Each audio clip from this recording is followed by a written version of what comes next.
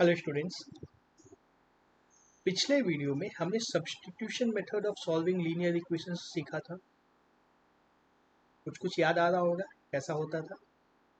बहुत सारे क्वेश्चंस उस मेथड से सॉल्व करके देखे थे। अब एक दूसरा मेथड हम लोग सीखेंगे।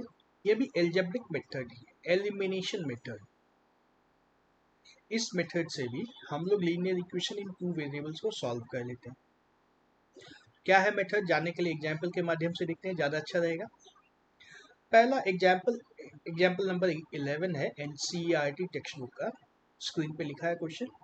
The ratios of incomes of two persons is 9:7 and the ratio of their expenditures is 4:3. If each of them manages to save rupees 2000 per month, find their monthly incomes. Question समझ में आ रहा है। दो लोग हैं ए और बी, इनका income का रेशियो है 9:7। इनकम नहीं पता है, सिर्फ रेशियो पता है हमें। और एक्सपेंडिचर का रेशियो क्या है, 4:3, है ना। और लास्ट में हमें सेविंग्स दी है। सेविंग दोनों की बराबर ही होती है। दोनों की सेविंग कितनी होती है, 2000 रुपये प्रति मंथ। इसकी भी 2000। क्वेश्चन इतना समझ में आया जो दिया है क्वेश्चन में। पहले तो क्वेश्चन समझना है, फिर हम लोग इक्वेशन फ्रेम कर पाएंगे। क्वेश्चन समझ में आ रहा है। हमें इनकम नहीं पता है, ए की और बी की दोनों की इनकम नहीं पता है। रेशियो हमें 9:7 का चाहिए। तो कोई एक वेरिएबल लेते हैं x, उससे a को भी 9 को मल्टीप्लाई करते हैं तो a की इनकम आएगी, और b को मल्टीप्लाई करेंगे तो b की इनकम आ जाएगी। तो इन दोनों का रेशियो 9:7 होगा। समझ में आ रहा है रेशियो को कैसे हमने इनकम में कन्वर्ट कर दिया। और अभी तक हमारे पास वेरिएबल सिर्फ एक आया है, सिर्फ एक वेरिएबल है x, और हमारा एक और वेरिएबल चाहिए हमें। एक्सपेंडिचर को अगर y से मल्टीप्लाई कर देंगे दोनों के, तो हमें दोनों के एक्सपेंडिचर भी मिल जाएंगे, 4y और 3y मिलेंगे। अब हमारे पास दो वेरिएबल आ गए हैं, x और y। अब इक्वेशन बना लेना है। सेविंग कैसे निकालते हैं हम लोग। सेविंग क्या होती है, saving is equal to income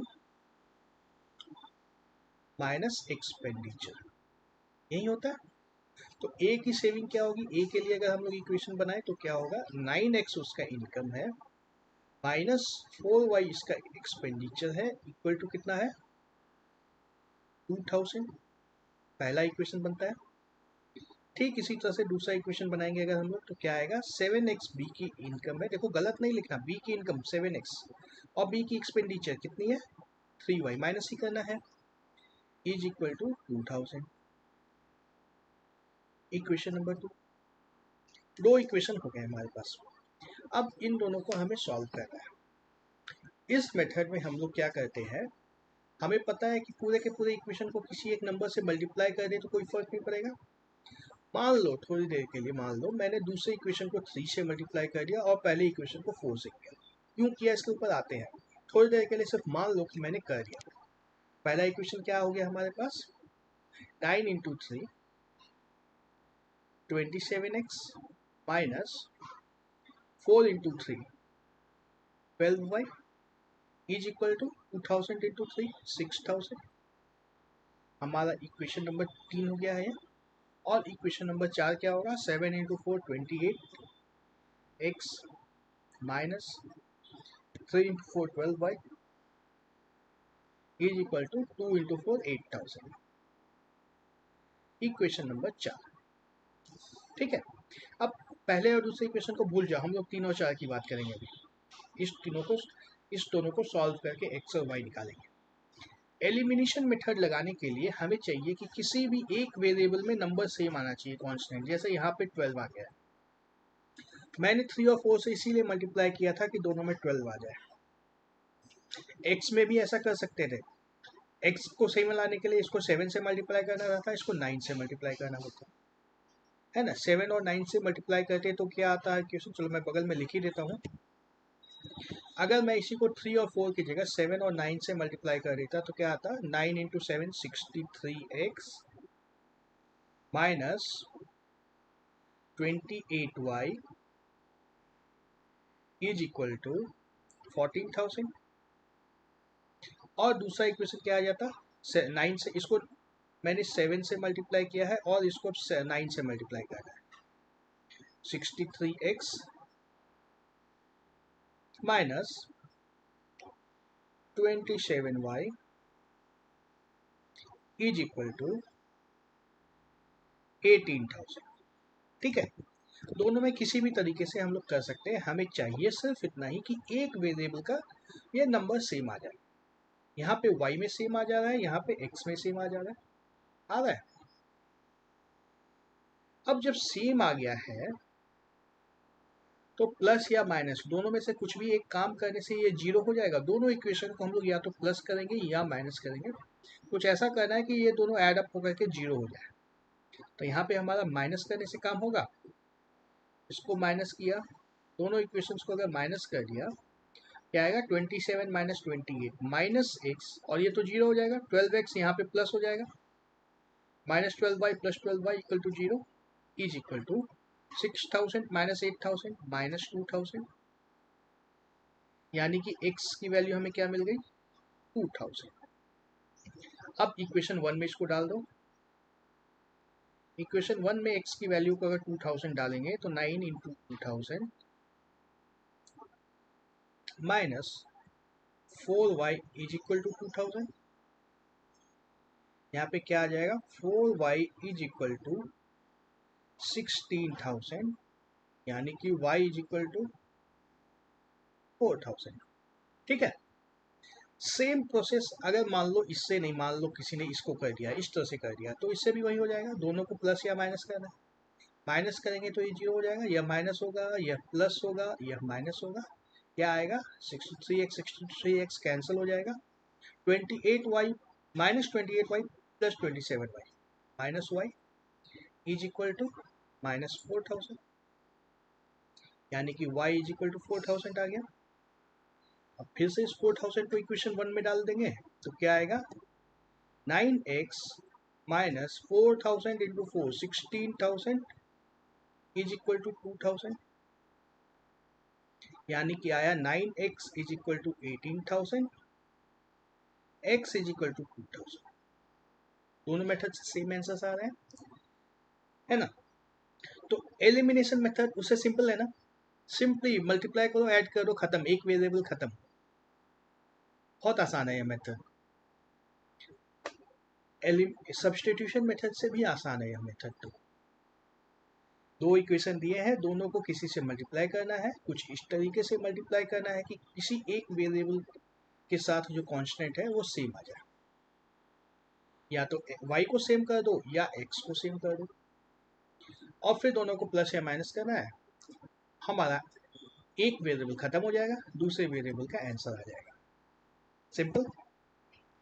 क्या किया हमने, पूरा प्रोसेस को एक बार देख लेते हैं। स्टेप 1 में हमने क्या किया था, multiply both the equations by some suitable non zero constants, किसी भी सूटेबल नॉन जीरो कांस्टेंट से मल्टीप्लाई किया था। कैसे चूज किया था constant, to make the coefficients of one variable either x और y और x में से किसी भी एक के कांस्टेंट को बराबर करना था, न्यूमेरिकली इक्वल। साइन को अभी नहीं देखना है, साइन का ध्यान नहीं दे रहे हैं, सिर्फ हमें वो वैल्यू बराबर चाहिए। ठीक है, तो दोनों इक्वेशन को किसी ना किसी नंबर से मल्टीप्लाई करना है, फिर आइदर ऐड और subtract one equation from the other, दोनों को या तो ऐड करना है या माइनस करना है, कुछ इस तरीके से करना है कि एक वेरिएबल खत्म हो जाए, और जब एक वेरिएबल खत्म हो जाए तो दूसरे वेरिएबल के लिए सॉल्व कर लेना है, हमारा आंसर आ जाएगा। ठीक है, कुछ और एग्जाम्पल्स देखते हैं उसके बारे में। तो एग्जाम्पल एक और देखते हैं, एग्जाम्पल नंबर 12। एनसीईआरटी बुक्स के सारे एग्जाम्पल्स को मैं टच करता हूँ। Use elimination method to find all possible solutions of the pair of linear equations. दो इक्वेशंस दिए हुए हैं, ठीक है। 2x, रेड आ गया, चलो रेड पेन से ही लिख लेते हैं आज। 2x plus 3y is equal to 8, equation number 1 है। 4x plus 6y is equal to 7, equation number 2। ठीक है, 1 को किससे मल्टीप्लाई कर रहे हैं, 2 से मल्टीप्लाई कर देंगे अगर, तो हमारा x की वैल्यू सेम हो जाएगी, 2 से ही मल्टीप्लाई करते हैं, क्या आएगा 4x plus 6y is equal to 16। ये इक्वेशन नंबर 3। दो बार मल्टीप्लाई करने की जरूरत ही नहीं पड़ी, 2 को मान लो 1 से ही मल्टीप्लाई किया गया है।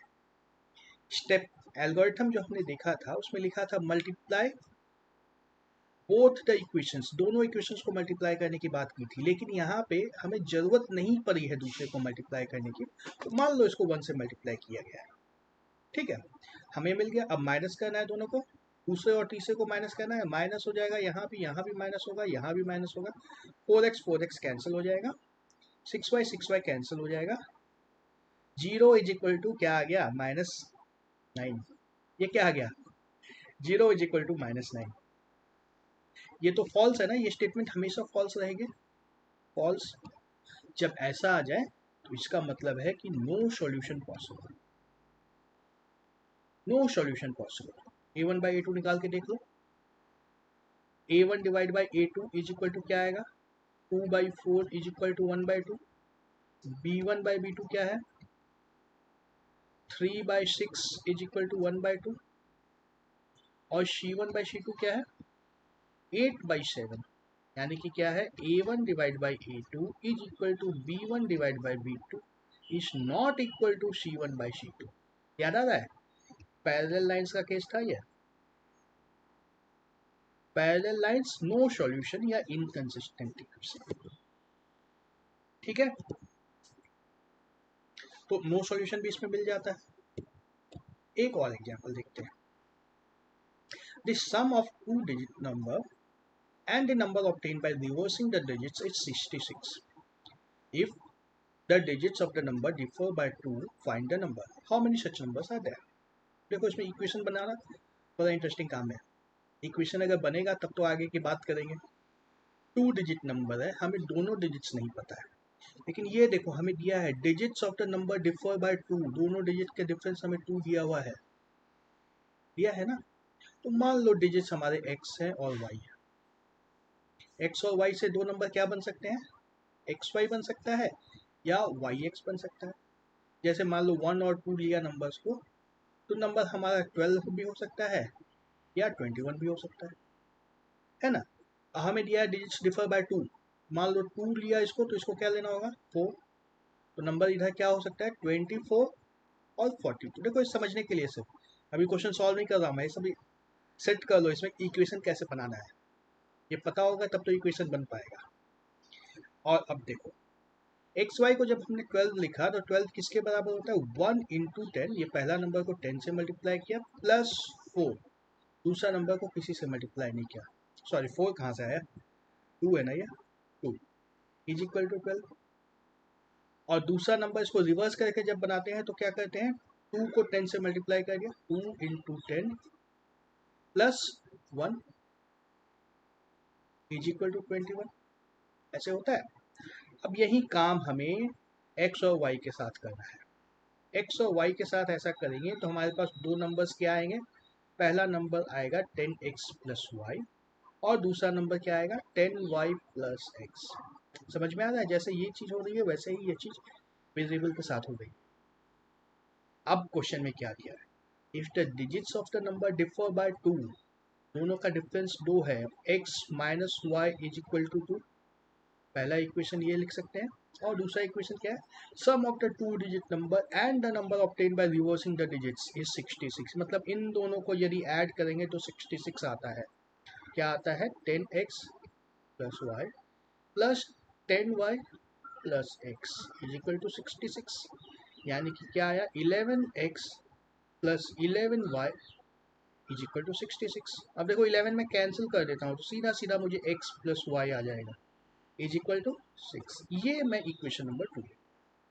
अब देखो x 1 और 2 में देखो y का कांस्टेंट सेम है, ऑलरेडी सेम है, -1 + 1, x का भी सेम है -1 + 1, तो इन दोनों इक्वेशन को या ऐड करो या सब्ट्रैक्ट करो, दोनों में हमारा काम हो जाएगा, मल्टीप्लाई करने की जरूरत नहीं पड़ेगी। 1 - 2 यदि किया तो क्या आएगा x minus y is equal to x plus y is equal to 6, minus करना है, क्या होगा हमारा x खत्म हो जाएगा, -2y इज इक्वल टू -4, यानी कि y इज इक्वल टू, ठीक है,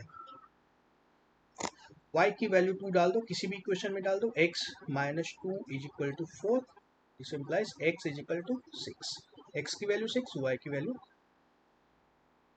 सेम माइनस की जगह प्लस भी करते तो हमारा काम हो जाता है। इस बार अगर 1 + 2 कर देते तो भी हमारा काम होता। क्या होता है इस बार में, x - y, देखो हमारा क्वेश्चन सॉल्व हो गया है, सिर्फ समझने के लिए दिखा रहा हूँ मैं।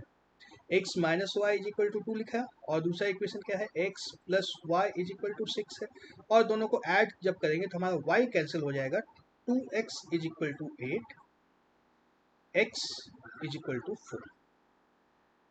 क्या हुआ, कुछ गलत हो रहा है? हाँ गलत हो रहा है ना, देखो यहाँ पे मैंने 2 लिखा, x - y is equal to 2 दिया है हमें क्वेश्चन में, इसलिए x की वैल्यू गलत आ गई थी, यहाँ पे 2 था, x की वैल्यू 4 थी, ठीक है।